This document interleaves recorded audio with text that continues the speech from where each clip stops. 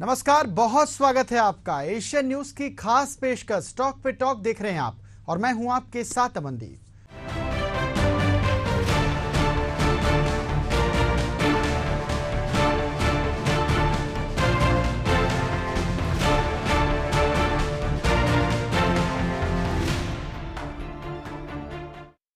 विदेशी संस्थागत निवेशकों की मार्केट में दमदार वापसी हुई है। स्टॉक सूचकांकों ने फ्यूचर एंड ऑप्शंस और सिंगल स्टॉक्स में उनकी होल्डिंग्स 10 लाख करोड़ रुपए को पार कर गई है। उनकी होल्डिंग्स इस लेवल तक तब पहुंची है जब इंडियन मार्केट में दूसरी तिमाही के नतीजों का सीजन शुरू होने जा रहा है और अमेरिका में राष्ट्रपति चुनाव नजदीक आ चुका है। इंडेक्स फ्यूचर खासकर निफ्टी 50 में तेजी के सौदों से मार्केट में बुलिश सेंटीमेंट का संकेत मिलता है। 24 सितंबर को मार्केट के प्रमुख सूचकांक रिकॉर्ड ऊंचाई पर पहुंच गए थे। सेंसेक्स ने 85,000 पॉइंट्स का आंकड़ा पार किया था, जबकि निफ्टी ने 26,000 पॉइंट से ऊपर वो निकल गया था। हालांकि दोनों सूचकांक की क्लोजिंग हल्की गिरावट के साथ हुई थी।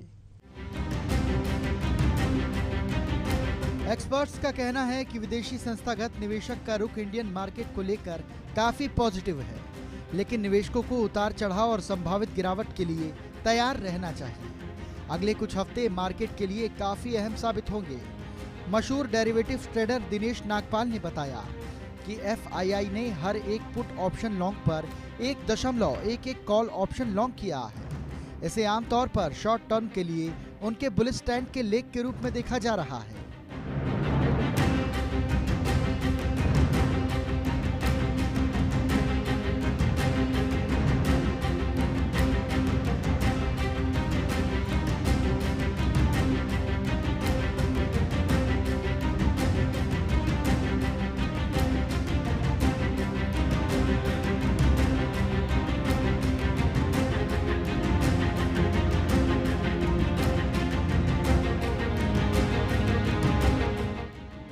इसके उलट रिटेल क्लाइंट्स पिछले 10 दिन से काफी बेरिश दिख रहे हैं। इसका मतलब ये है कि वो एफआईआई के मुकाबले notional mark to mark loss में है। उधर एफआईआई बीते एक महीने में काफी बुलिश रहे हैं और वो नए लॉन्ग ऐड कर रहे हैं। नागपाल ने कहा कि ये स्थिति है कि जिसमें एफआईआई फायदे में दिख रहे हैं। इधर indiacharts.com के फाउंडर रोहित श्रीवास्तव का कहना है कि एफआईआई की पोजीशन 3.6 कॉन्ट्रैक्ट्स की है, जो इस साल 4 जुलाई को दर्ज 3.92 लाख कॉन्ट्रैक्ट्स के करीब है। ये 2016 से सबसे हाई लेवल है।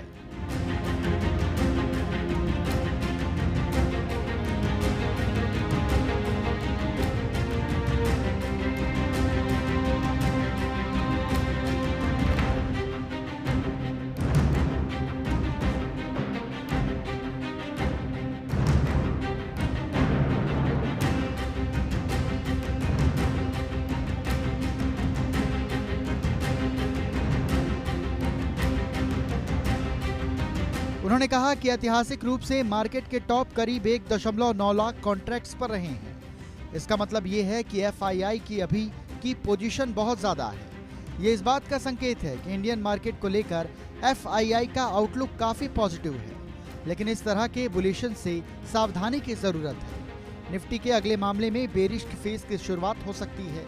हाई पोजीशन के बावजूद स्टॉक रोटेशन की वजह से मार्केट में बड़ी गिरावट नहीं आई है।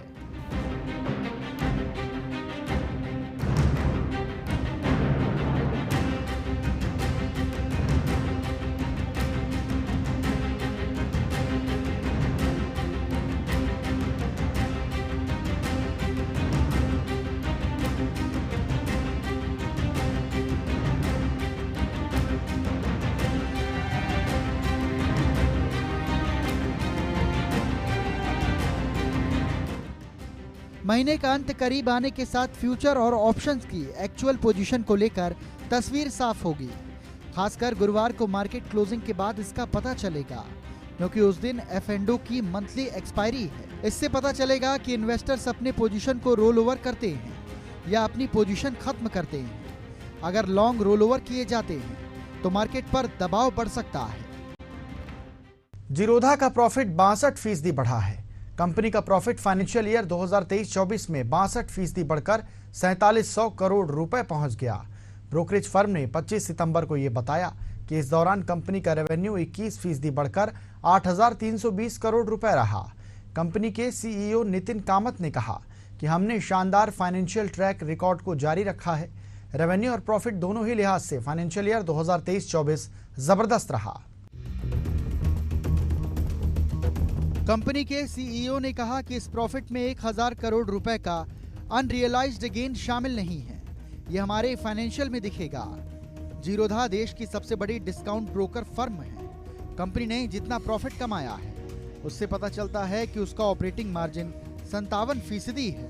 अगर इसमें अनरियलाइज्ड गैस जोड़ दिया जाए तो ऑपरेटिंग मार्जिन बढ़कर 69% तक जा सकता है।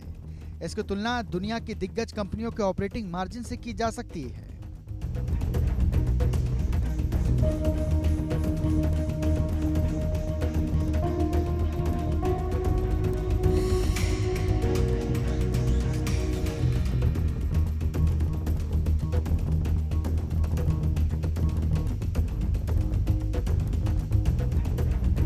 माइक्रोसॉफ्ट का ऑपरेटिंग मार्जिन इस साल 44% रहा।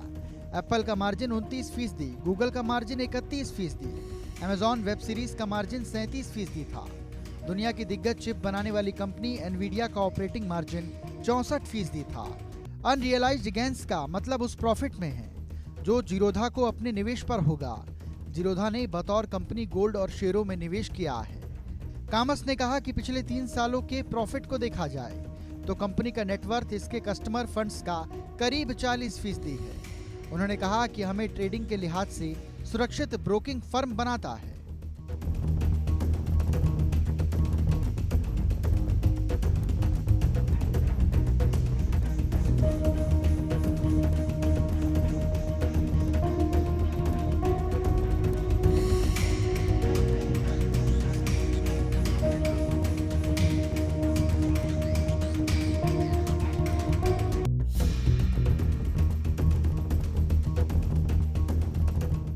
जीरोधा का हेडक्वार्टर बेंगलुरु है।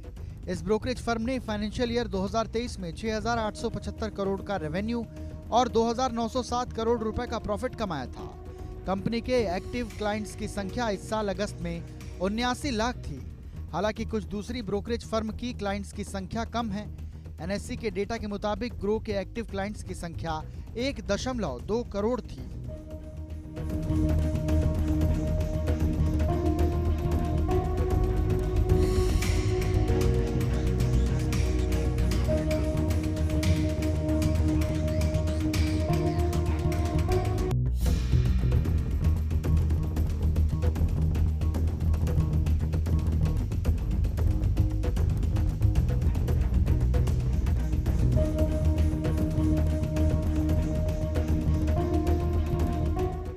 इस साल ब्रोकरेज फर्म से जुड़े नियमों में बदलाव होने वाले हैं।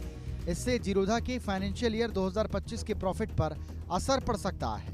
कामत के मुताबिक सेबी के ट्रू लेवल डायरेक्टिव की वजह से जीरोधा के रेवेन्यू में 10% की गिरावट आ सकती है। इसका मतलब है कि इस नियम की वजह से स्टॉक एक्सचेंज वॉल्यूम के आधार पर ब्रोकरेज फर्मों को रिबेट नहीं दे सकेंगे। इसके अलावा SEBI future and option trading में रिटेल इन्वेस्टर्स के पार्टिसिपेशन पर अंकुश लगाने की कोशिश कर रहा है। इससे जीरोधा के रेवेन्यू में 30 से 50% की कमी आ सकती है। इलेक्ट्रिक गाड़ियों की बिक्री में सुस्ती और ओला इलेक्ट्रिक के मुनाफे को लेकर कई आशंकाओं के बीच वैश्विक ब्रोकरेज बर्नस्टीन का बुलिश रुझान सामने आया है। ब्रोकरेज की रिपोर्ट के मुताबिक दोपहिया इलेक्ट्रिक गाड़ियों के मार्केट में ओला इलेक्ट्रिक अपने दबदबे को और बढ़ा रही है। आखिर ये कैसा हुआ, इस रिपोर्ट से समझिए। आंकड़ों की बात करें तो जून 2024 तिमाही में कंपनी का ग्रॉस मार्जिन 18.4% था, जबकि कॉम्पिटिटर से टीवीएस का ग्रॉस मार्जिन 14%, बजाज का 12.3% और एथर का 7% था। हालांकि ये दिलचस्प बात है कि ओला इलेक्ट्रिक ने ये मार्जिन कॉम्पिटिटर्स की तुलना में औसतन 10 से 25% कम यूनिट कंज्यूमर प्राइस रखकर हासिल किया है। प्रॉफिटेबिलिटी की अगर बात करें तो ओला इलेक्ट्रिक का ईबिटा मार्जिन 2% रहा, जबकि टीवीएस का -7.9% और बजाज का -10.4% और एथर का -3.7% रहा है।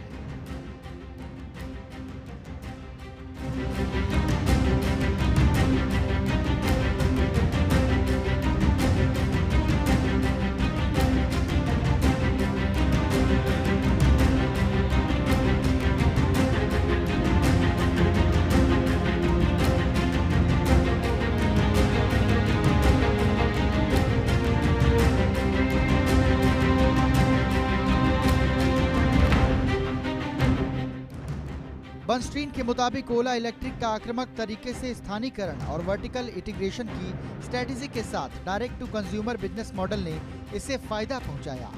इसके अलावा पीएलआई और फेम जैसी सरकारी सब्सिडरी से भी इसे वित्तीय सेहत में सपोर्ट मिली। तकनीकी रूप से आगे होने और निवेश से इसे ईवी सेक्टर में सिरमौर बनाया। कंपनी अपने ईवी इकोसिस्टम को बनाने के लिए करीब $100 करोड़ का निवेश किया, जिससे ये कॉम्पिटिटर्स की तुलना में काफी आगे निकल गई। ब्रोकरेज के मुताबिक 15 अगस्त को कंपनी ने अपने जेन 3 प्लेटफॉर्म पेश किया था, जिससे इसके ग्रॉस मार्जिन को और सपोर्ट मिलेगा और ये टिकाऊ प्रॉफिटेबिलिटी के और करीब पहुंचेगी। बर्नस्टीन के मुताबिक कंपनी का टारगेट शहरी पर है, जिसके चलते इसके सेल्स वॉल्यूम बढ़े हैं।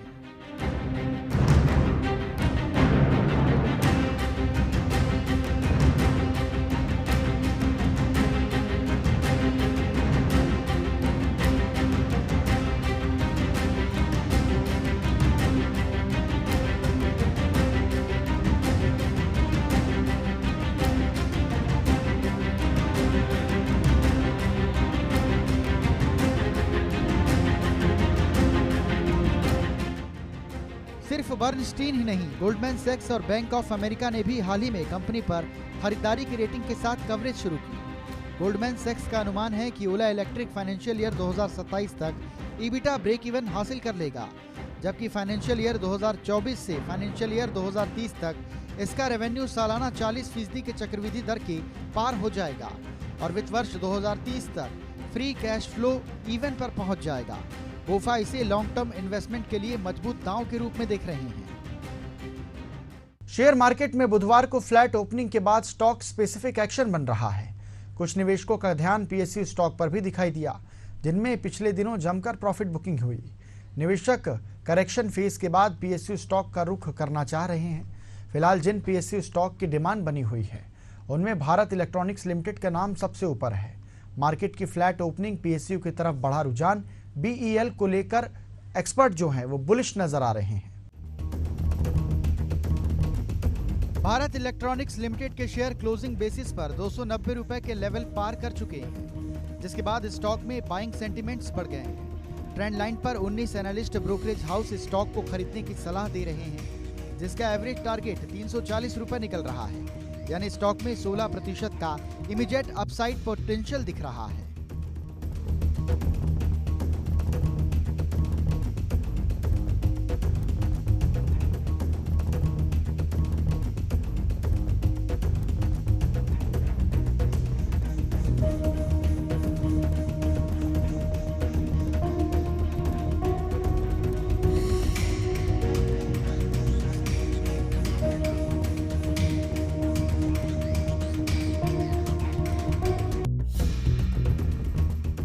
Brokerage firm Motilal Oswal, ICICI securities, Prabhulal Lilladher, Macquarie Bharat electronics limited के शेयर को लेकर बुलिश है।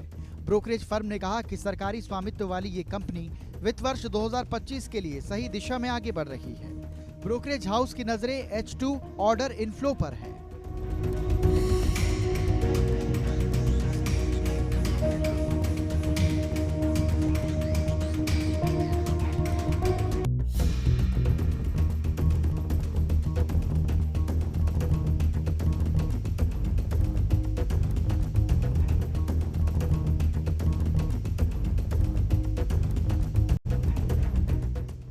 भारत इलेक्ट्रॉनिक्स के शेयर बुधवार को 291 रुपए की पिछले बंद भाव के मुकाबले 294 रुपए पर खुले।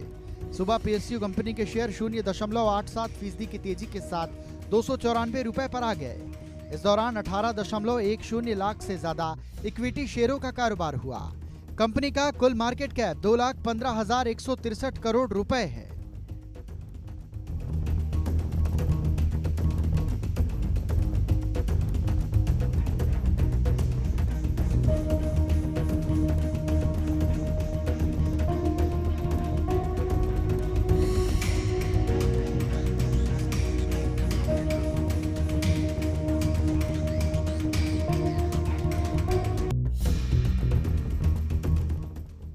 मैक्वेरी ने 350 रुपए के लक्ष्य मूल्य के साथ आउटर फॉर्म रेटिंग बनाए रखी है।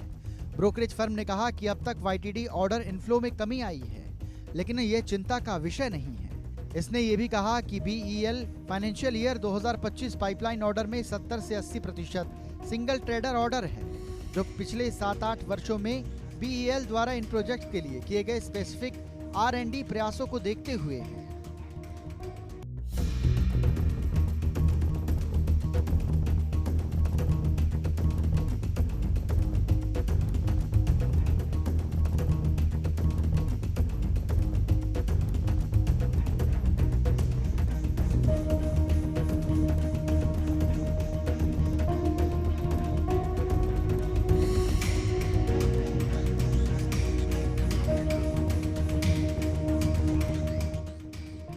BSE एनालिटिक्स के अनुसार BEL के शेयरों में पिछले 2 सप्ताह में क्रमशः 2.80% और 2.22% की वृद्धि हुई। पिछले 1 महीने और 3 महीने में राज्य द्वारा संचालित कंपनी के शेयरों में क्रमशः 4.57% और 5.67% की गिरावट आई। YTD आधार पर कंपनी के शेयरों में 57.88% की वृद्धि हुई। पिछले 5 साल और 10 साल में कंपनी के शेयर क्रमशः 683.66% और 1274.82% चढ़े। ऑनलाइन गेमिंग और कैसीनो चलाने वाली कंपनी डेल्टा कॉर्प के शेयरों में आज बम्पर तेजी देखने को मिली। डेल्टा कॉर्प के शेयर बुधवार को 10% उछाल के साथ खुले, जिसके बाद इसका भाव 142 रुपए के लेवल पर पहुंच गया। शेयरों में ये तेजी कंपनी की ओर से रियल एस्टेट और हॉस्पिटैलिटी बिजनेस डीमर्जर के ऐलान के बाद आई। बता दें, मंगलवार को कंपनी ने बोर्ड मीटिंग में कंपोजिट स्कीम ऑफ अरेंजमेंट के जरिए डीमर्जर को मंजूरी दी है। गोवा स्थित फर्म ने अपने एक बयान में कहा कि डीमर्ज की कंपनी के बिजनेस के आशावादी संचालन, वृद्धि और डेवलपमेंट के लिए एक समग्र रणनीति के हिस्से के रूप में डीमर्ज की गई कंपनी को रिस्ट्रक्चर और रिकंस्ट्रक्शन करना वांछनीय और एक्सपीडिएंटेड माना जाता है।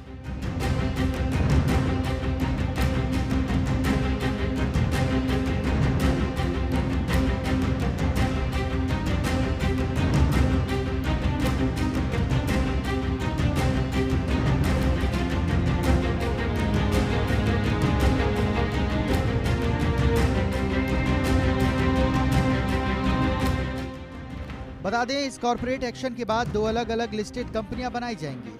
आसान भाषा में कहें तो हॉस्पिटैलिटी और रियल एस्टेट वर्टिकल बनाया जाएगा। वहीं ऑनलाइन गेमिंग और कैसीनो बिजनेस से पहले की तरह ही जारी रहेंगे। हॉस्पिटैलिटी और real estate vertical business data Penland private limited के अधीन होगा। बता दें, डीमर्जर को शेयर होल्डर्स एक्सचेंजों बाजार नियामक सेबी, NCLT सहित अन्य जरूरी नियामकों से मंजूरी बाकी है, जिसमें लगभग 1 साल का वक्त लगने की उम्मीद है।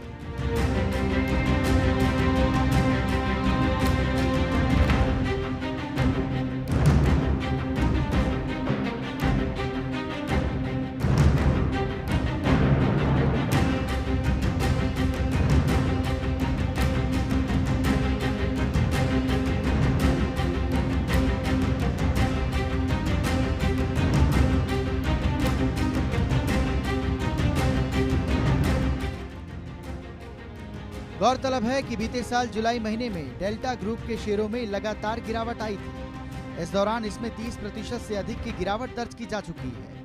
कंपनी ने पिछले 1 महीने में अपने शेयर धारकों को महज 5% का रिटर्न दिया है। वहीं 6 महीने की अवधि में लगभग 16% का मुनाफा कराया है। 1 साल के दौरान स्टॉक ने 5% तक इसके शेयर गिरे हैं। एक कारोबारी दिन पहले यानी मंगलवार 24 सितंबर को एक्जारो टाइल्स के शेयर करीब 20% की बढ़त के साथ बंद हुए थे। आज भी इसके शेयरों में जोरदार तेजी का रुझान है और इंट्राडे में ये 9% से अधिक उछल गया। इसके शेयरों में जोरदार खरीदारी का ये रुझान स्टॉक स्क्रिप्ट से जुड़े एक ऐलान के चलते आया है। मुनाफा वसूली के चलते भाव थोड़े नरम पड़े हैं, लेकिन अभी भी ये काफी मजबूत स्थिति में है। फिलहाल BSE पर 4.66% बढ़त के साथ 100 रुपए के भाव पर है। पिछले साल 20 अक्टूबर 2023 को ये 1 साल के हाई 146 रुपए और पिछले महीने 16 अगस्त 2024 को 1 साल के निचले स्तर 76 रुपए पर था।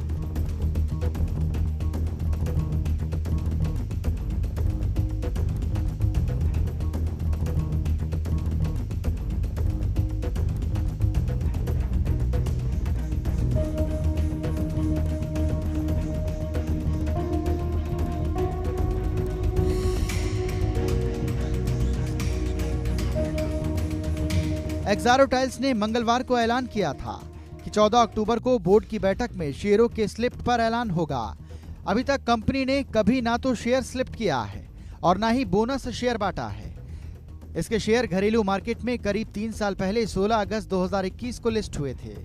इसके शेयर आईपीओ निवेशकों को 120 रुपए के भाव पर जारी हुए थे।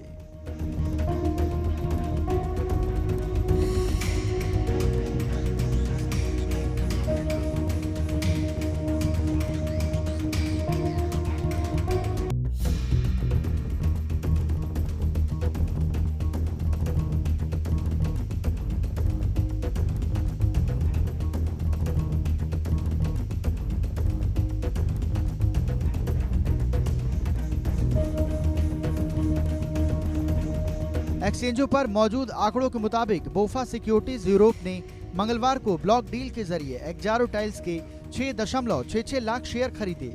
ये कंपनी की 1.48% हिस्सेदारी के बराबर है। ये खरीदारी 96.22 रुपए के भाव पर हुई। फंड हाउस ने पहली बार इसमें हिस्सेदारी ली है। हालांकि ओवरऑल बात करें तो विदेशी पोर्टफोलियो निवेशकों की इसमें 4% हिस्सेदारी है, जबकि घरेलू इंस्टीट्यूशनल की इसमें कोई हिस्सेदारी नहीं है। 2 लाख रुपए के निवेश वाले छोटे निवेशकों की इसमें 17.56% हिस्सेदारी है। और इसी के साथ हमारी खास पेशकश स्टॉक पे टॉक में फिलहाल इतना ही। मुझे दीजिए आज्ञा। नमस्कार।